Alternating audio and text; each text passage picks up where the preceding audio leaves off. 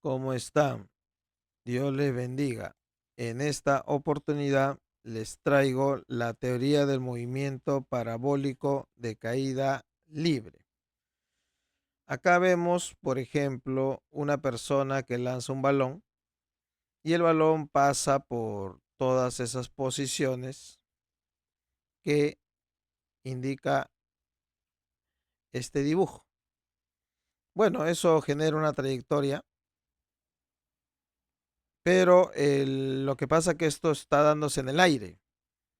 Bueno, para que sea caída libre, no tiene que ser, en este caso se tiene que despreciar los efectos del aire o realizarse en el vacío. Bueno, pero realiza esa trayectoria curva, ¿ya? Va a realizar esa trayectoria curva que en el caso que no se tomen en cuenta los efectos del aire, esa curva sería llamada una parábola. Pero vamos a ver cuál es la diferencia entre que se lance en el aire, tomando en cuenta la resistencia del aire. Si yo lanzo un proyectil, tomo en cuenta la resistencia del aire, seguiría esta trayectoria. El aire lo frena y hace de que al final avance menos que si no hubiera aire. Entonces, bueno, bajo un lanzamiento de 45 grados, pero sin resistencia del aire, o sea, en el vacío, este proyectil tendría un mayor alcance. Y eso es lo que vamos a estudiar. Lo que vamos a estudiar es sin tomar en cuenta al aire. Y esta curva es la que sería la llamada parábola. Entonces la parábola sería esta de acá. Esa curva sería la parábola. Bueno, que tiene una ecuación matemática de segundo grado. Ya esa curva sería la llamada parábola. De ahí el nombre de movimiento parabólico de caída libre. Parabólico por la trayectoria y de caída libre porque lo único que le afecta es la atracción de la Tierra. Lo único que le afecta es la aceleración de la gravedad. Listo. Eso es entonces lo que sería el movimiento parabólico de caída libre en su definición. Vamos a empezar a analizar este movimiento. Para ello vamos a lanzar una esfera de forma horizontal. Ya, si lanzamos de manera horizontal, entonces va a seguir el siguiente movimiento. Ahora, hay que tener presente de que cuando tú lo lanzas de manera horizontal, su velocidad tiene dirección horizontal, que quiere decir que en la vertical no hay velocidad. En la vertical la velocidad sería cero. Ya, lanzado, entonces cada vez que en un problema te digan se lanza horizontalmente, en la vertical su velocidad es cero. Esa es la trayectoria que seguiría, una trayectoria curva. Ahí están las posiciones en las que estaría. Voy a graficar la velocidad. Ahí está la velocidad para esa posición.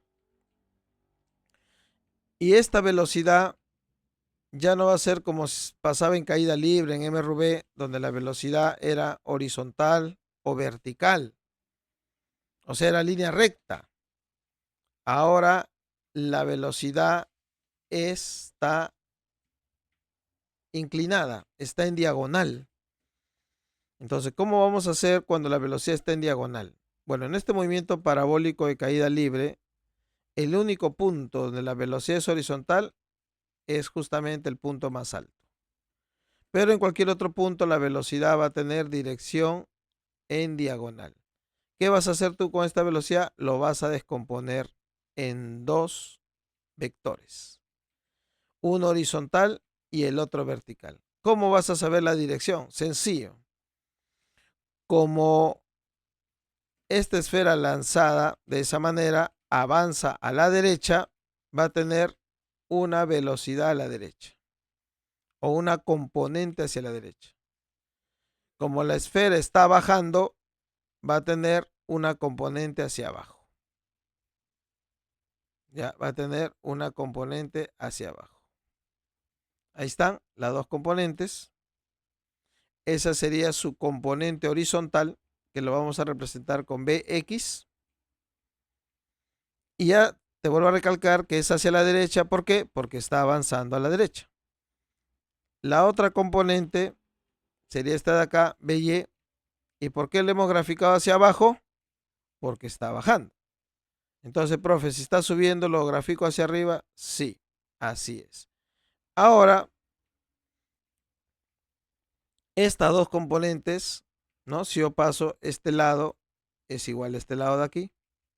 Y aquí se estaría formando un triangulito rectángulo. Un triángulo rectángulo. Este triángulo rectángulo, ¿qué puedo aplicar yo? El teorema de Pitágoras, tal como lo ves aquí. Teorema de Pitágoras.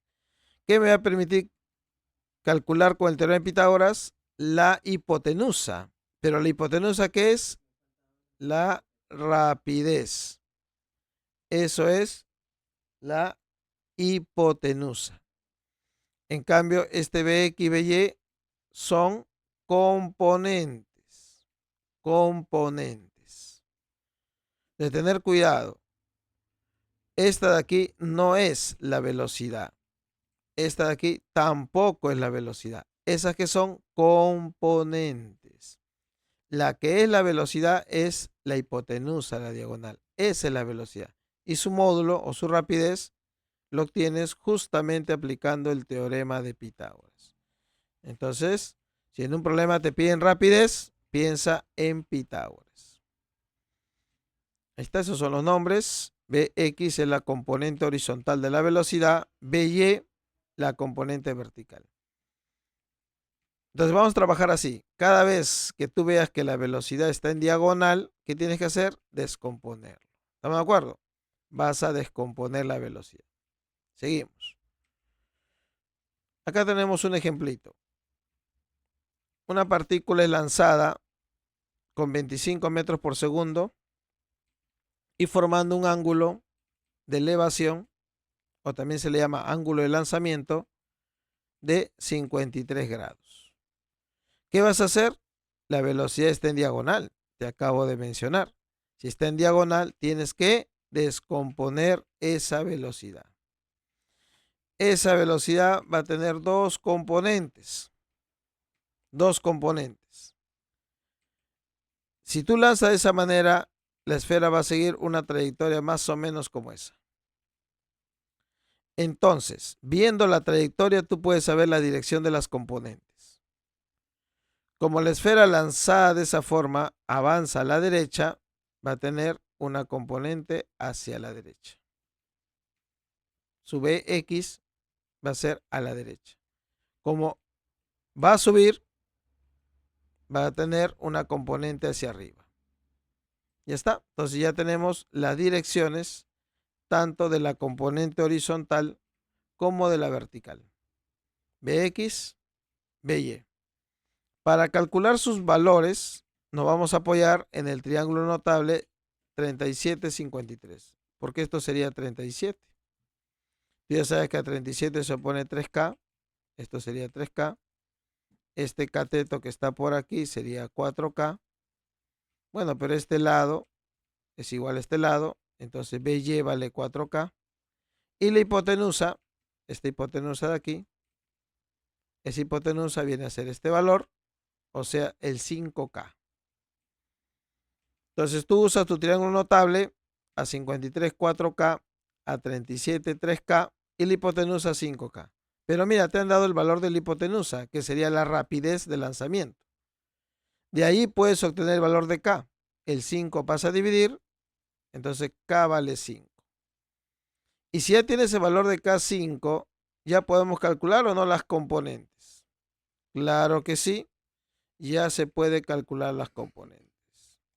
Entonces, ese 5K, K vale 5, y ya podemos sacar la componente en el eje X, que sería 3K. Pero como K es 5, sería 3 por 5, 15 metros por segundo. La componente en Y es 4K, pero como K es 5, 4 por 5, 20. Entonces, como observas ahí, si te dan el valor de la velocidad y te dan el ángulo, entonces puedes sacar las componentes. Ahora vamos a ver el movimiento que seguiría. Ahí está la partícula. La gravedad es lo que le afecta y esa es su trayectoria. Ya, vamos a analizar este movimiento en diferentes puntos. En este punto, en el punto más alto y en 2 puntos más. Ya hemos hecho el cálculo de las componentes. La componente horizontal nos salió 15 y la componente vertical nos salió 20. Ahí están los valores, 15 y 20. Ya vamos a analizar componente por componente. Analicemos la componente horizontal. Ya, en este caso vale 15. Miren, si por ejemplo hubiera un viento así, un viento digamos hacia la izquierda, ese viento haría que esta velocidad cambie, que esta velocidad disminuya, porque estaría en contra. Si el viento estaría a la derecha, sería un viento a favor y haría que esta velocidad aumente. Pero estamos en caída libre. Y caída libre significa de que no está actuando el aire. Por lo tanto, no hay ninguna fuerza que pueda hacer que esta velocidad cambie. Y si no hay nada que lo cambie, debe mantenerse constante. Por lo tanto, en la horizontal, la componente de la velocidad en X va a ser la misma. O sea, si aquí es 15, cuando esté en este punto seguirá siendo 15. Más arriba sigue siendo 15 y así 15 en cada punto. Entonces podemos ver de que en la horizontal la componente nunca va a cambiar porque no hay nada que lo cambie. Entonces nunca va a cambiar la componente. Va a ser constante. Y tú debes recordar cómo se llama ese movimiento con velocidad constante. Sería, ¿qué movimiento? El MRU. Entonces quiere decir que en la horizontal, si descomponemos este movimiento, en la horizontal se estaría realizando un MRU. Y si yo quiero calcular una distancia en la horizontal, aplicaré, por lo tanto, las fórmulas del MRU. En cambio, la componente vertical no tiene la misma suerte. Esa va a ser afectada por la gravedad. Si consideramos una gravedad de 10 metros por segundo al cuadrado, entonces esta aceleración va a hacer que la velocidad en la vertical o su componente en Y disminuya de 10 en 10 cada segundo. Por lo tanto, si pasa un segundo, esa componente va a ser 10. 20 menos 10, 10. Vuelve a pasar un segundo, la componente valdrá 0. Ah, ya. Su componente vertical vale 0. Quiere decir que ya no va a poder seguir subiendo más. Eso sería su altura máxima que podría alcanzar. Luego, como tiene velocidad en la parte más alta, sigue bajando, pero ya no podría subir más. A la pregunta que te hagan, en la parte más alta, la velocidad de la partícula es 0, muchos ponen verdadero. Eso es falso. En la parte más alta, lo que es 0 es la componente vertical, es la que se hace 0. La horizontal, recuerda que esa se mantiene. O sea, profesor, si yo aplico mi formulita, velocidad Pitágoras, bx cuadrado más by cuadrado, en este punto alto el by vale 0. Entonces quiere decir que la rapidez en ese punto más alto coincide con la componente horizontal. Solo en ese punto nada más. Porque en otros puntos la componente vertical ya no va a ser 0, pues va a tener un valor. Y ahora va a empezar a bajar. Y al bajar, la gravedad va a hacer que esta velocidad, que esta componente vertical ahora aumente en cada segundo de 10 en 10. Bueno, estamos considerando gravedad 10, ¿no? Entonces, pasado un segundo tendrá 10. Otro segundo más, súmale 10. 10 más 10 va a tener 20. Entonces, esa es la forma como vamos a trabajar. En la horizontal, la velocidad siempre va a ser la misma. Y en la vertical, va a ser afectado por la gravedad. Por lo tanto, en la vertical, el movimiento que se desarrolla es de vertical de caída libre, tanto en la subida como en la bajada. O sea que estamos descomponiendo el movimiento en la horizontal en un MRU y en la vertical un MVCL. Seguimos. Las ecuaciones. Bueno, acá tenemos la partícula, su trayectoria. Ya sabes que hay que descomponer la velocidad en sus dos componentes. Y vamos a establecer las ecuaciones. En la horizontal. En la horizontal, la distancia que avance horizontalmente lleva el nombre de alcance horizontal. Pero como esa componente horizontal es constante, entonces la fórmula que vamos a usar es Dios lo ve todo. Entonces la distancia en X sería la componente en X por el tiempo. ¿Estamos de acuerdo? Ya así se saca lo que sería el alcance horizontal. En la vertical, bueno, va a depender. Las ecuaciones que voy a colocar aquí son ecuaciones escalares. Y las escalares se utilizan solo cuando sube o cuando baja. Pero en la vertical hemos dicho que se desarrolla un MVCL, por lo tanto usaremos las 4 fórmulas del MVCL. Y hay que usarlos de forma correcta, más cuando el cuerpo está bajando, menos cuando el cuerpo está subiendo. Esas son las mismas 4 ecuaciones del movimiento vertical de caída libre. Pero hay que tener cuidado aquí.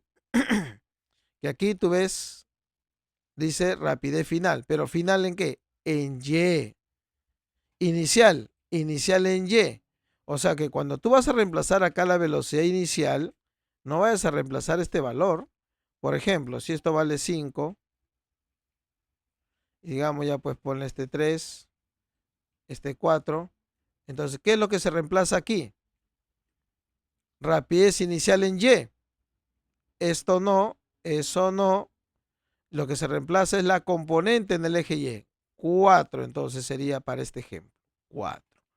Y así, de la misma forma, lo que se reemplaza son componentes. ¿Ya? Componentes. Por eso se está especificando poniendo ahí la Y. La Y. Donde es necesario, obviamente. La altura, ya se sabe que la altura está en Y. Así que no hay problema con eso. Y la gravedad también se sabe que está en el eje Y, pues, ¿no? Entonces no habría problema con eso. Entonces, estas son las ecuaciones para el caso de la horizontal y la vertical. Vamos a ver las propiedades de este movimiento. Algunas observaciones. Ahí tenemos un movimiento parabólico también. La parte más alta y vuelve al mismo nivel. Bueno, esto se va a cumplir cuando la partícula lanzada vuelva al mismo nivel de lanzamiento. Si no, bueno, no se va a cumplir, ¿no? O sea, es un caso particular.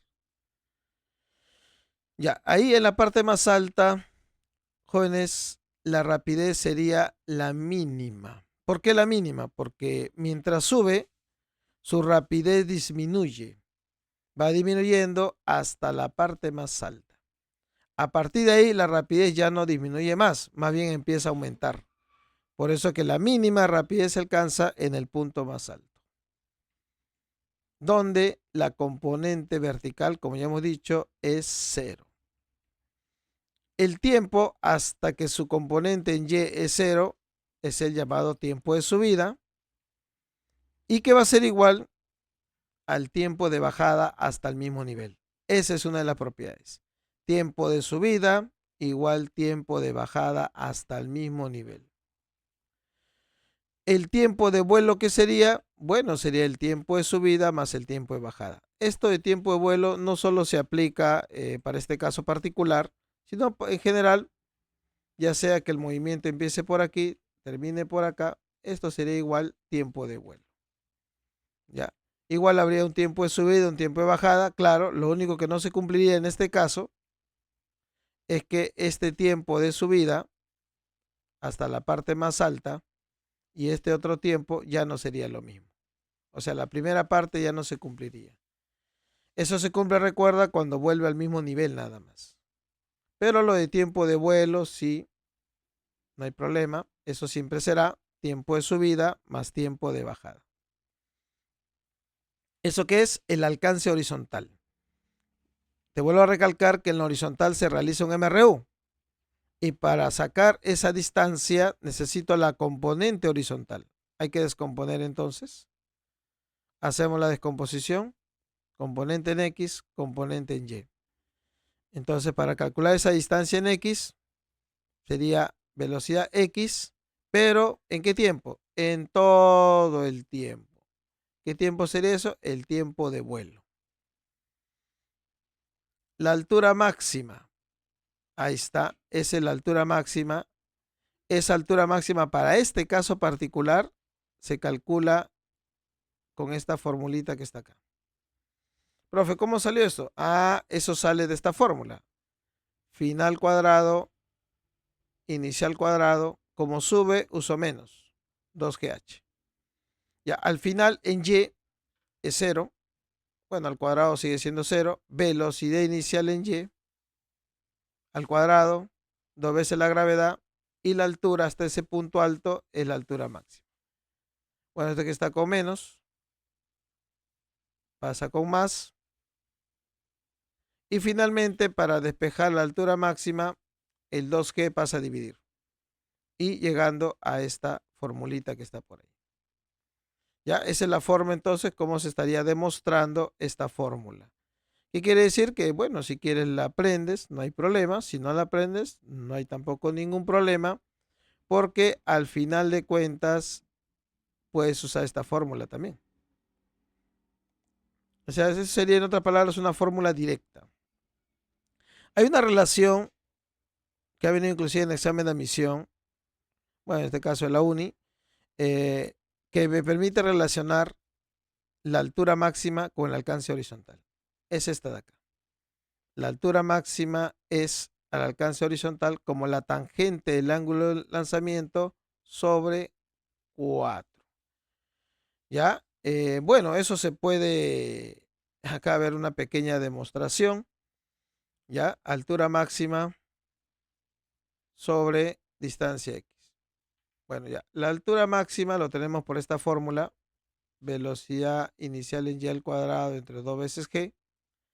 Distancia en x, ¿qué sería? Velocidad x por tiempo de vuelo. Pero el tiempo de vuelo es 2 veces t. 2 veces t. Nos falta el tiempo de vuelo. Ya para sacar este tiempo de vuelo, voy a calcular el tiempo de subida aplicando esta fórmula. Rapidez final en y, rapidez inicial en y, menos gravedad por tiempo. La final en y es 0. La inicial en y, aquí hay que, bueno, tener cuidado. La velocidad inicial en y sería v sub 0 por el seno de teta, ¿no? O sea, esto acá. Este es v0 y este es v0 seno de teta. Es un poquito trigonométrico. Entonces, rapidez inicial en y, v sub 0 seno, menos gt.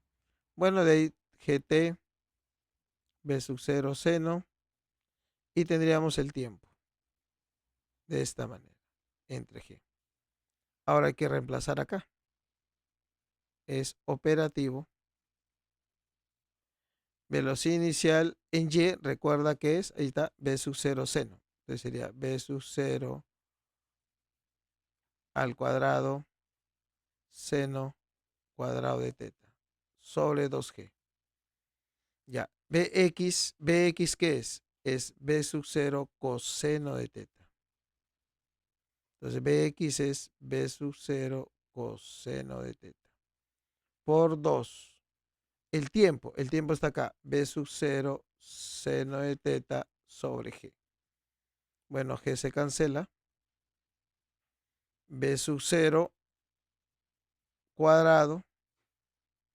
B sub 0 por B sub 0 se cancela también. Bueno, el G ya se canceló. Y queda arriba, bueno, seno. Se va con un seno. Queda seno entre coseno. Tangente. Y 2 por 2, 4. Bueno, es un poquito trabajoso. Pero ahí ya he hecho la demostración de esa fórmula, ¿no? Para que, bueno, lo tengas. Ya, finalmente tenemos una propiedad más. Si nosotros lanzamos a una partícula con la misma rapidez inicial. Si tú no lanzas con la misma rapidez inicial, esta propiedad no cumple por si acaso. Tiene que ser con la misma. Pero lo que cambias es el ángulo de tiro o el ángulo de lanzamiento. Ya, por ejemplo, cuando se lanzó con 15 grados, llegó hasta este punto. Si lo lanzas con 30 grados, mayor ángulo, mayor alcance.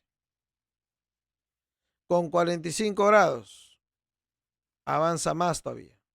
Pero si a partir de 45 grados tú lo lanzas con más ángulo, ya no avanza más. Más bien, avanza menos. Porque ya la componente, a partir de 45 grados es la mitad de 90, pues, ¿no?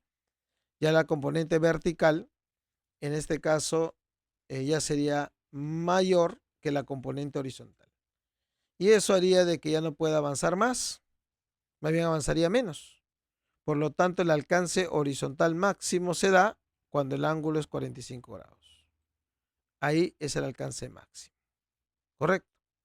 Esa es una de las propiedades. El alcance horizontal máximo se logra con un ángulo de lanzamiento de 45 grados. Ahora, otra propiedad, como se observa acá también en el gráfico, mira acá, cuando lanzaste con 15 grados y cuando lanzaste con 75 grados, que se obtuvo el mismo alcance horizontal. Lo mismo pasa con 30 grados y con 60 grados. El mismo alcance horizontal. ¿Ya? O sea, en otras palabras, ¿cuál es la propiedad? Cuando los ángulos de tiro sean complementarios, el alcance horizontal es el mismo. Claro, ya te vuelvo a recalcar, con la misma rapidez inicial. ¿Ya? Entonces, ángulo de lanzamiento complementarios tienen el mismo alcance horizontal. Bueno, esa demostración es parecido a la anterior, bastante trigonométrico. ¿Ya? Bueno, hasta aquí sería este tema de movimiento parabólico y caída libre. Y bueno, próximamente estaré haciendo problemas de este tema para reforzar la teoría que se acaba de enseñar. Suscríbete, ponle tu like y también comparte este video. Entonces nos vemos hasta el siguiente video. Dios les bendiga.